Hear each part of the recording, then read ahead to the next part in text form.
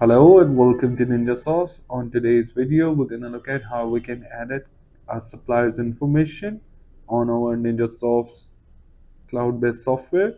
So first thing we need to do is to click on the three lines on the top left side. Then we navigate to contacts. Then we navigate to suppliers. Here we can see all the list of suppliers that we have in our software. We need to search for a particular supplier. So here's our supplier. So we need to click on action buttons that is located on the very first column of all the rows of the suppliers. We need to click on that. After that, we click on edit. For instance, we need to add a particular email like, then we click on update.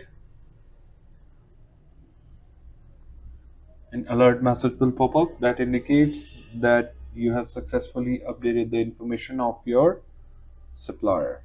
Well, that's all for today's video. Thanks a ton for watching and have a blessed day.